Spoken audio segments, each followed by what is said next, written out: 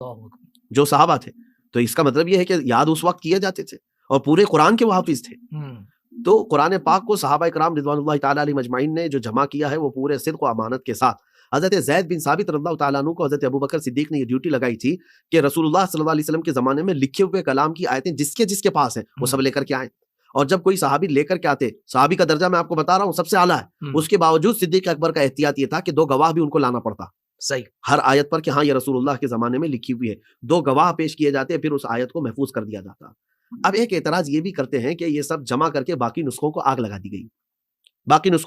دی گئی, یہ ایک ایسا اعتراض کرتے ہیں کہ ان کو جو ہے دوسرے کلاموں کے سے ڈر تھا, فلاں جگہ یہ آیتیں تھی اس کے لیے اس کو جلایا گیا. ایسا کچھ نہیں ہے, بلکہ امت کو ایک چیز پر متحد کرنے کے لیے, جمع کرنے کے لیے اس کلام پاک پر سب کو جمع کر دیا گیا. اب جس کے پاس جو نقلیں تھیں ان کو کہہ دیا گیا کہ اب اس کو ختم کر دو, کیونکہ ایسا ہے کہ کسی کے پاس چند صورتیں, کسی کے پاس چند صورتیں, کل کو چل کر کے اگر وہ چند صورتوں کو ہی پورا قرآن کہہ دیا جائے تو اس لیے وہ ساری نقلیں جو تھی وہ ختم کرا دی گئی, ایک قرآن پر سب کو جمع کر دیا گیا جو کمپلیٹ تھا. صحیح. اب اس کے بعد کوئی آیت بچی بھی نہیں ہے اور کوئی آیت اس کے اندر سے گھٹی بھی نہیں ہے.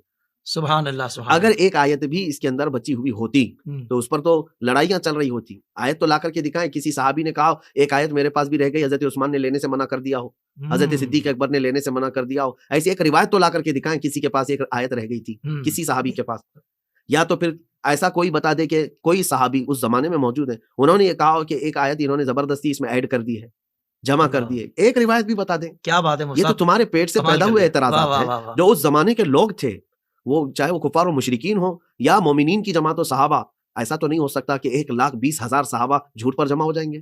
بالکل ایسا تو نہیں ہو سکتا, ممکن نہیں, پاسبل نہیں ہے. تو اگر ایسی کوئی چیز ہوتی, گھٹی ہے یا بڑی ہے, تو وہ صحابہ ہی خود اس کا سوال اٹھاتے. اور صحابہ کے اندر آپ یہ مت سمجھیں کہ سیاست کے اعتبار سے سب چپ ہو جائیں گے. صحابہ کا ماحول یہ تھا کہ سیدنا ابوبکر صدیق تو اپنی جگہ پر, عمر ابن خطاب رضی اللہ تعالیٰ عنہ کا رعب و دبدبہ ایسا تھا کہ وہ تو کوڑا لے کر کے چلتے تھے, ان کا خوف بھی تھا لوگوں میں. اس کے باوجود بھی صحابہ کی کیفیت یہ ہے کہ حضرت عمر سے بھی اگر کوئی چیز نظر آتی نا, مجمع عام میں کھڑے ہو کر کے کہتے تھے اللہ اکبر, یہ آپ کا پورا لمبا جبہ کیسے ہو گیا.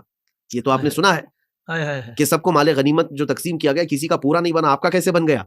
صحابی رسول مجمع عام میں سوال کر رہے ہیں اللہ, اور حضرت عمر فاروق جواب بھی دے رہے ہیں کہ ہاں سب کا جو کپڑا ملا تھا اتنا نہیں کہ سب جبہ بن جائے, مگر میرے ساتھ معاملہ یہ کہ میرے بیٹے نے اپنا حصہ مجھے دے دیا, دونوں ملا کر میں نے سلایا, میرا جبہ بن گیا.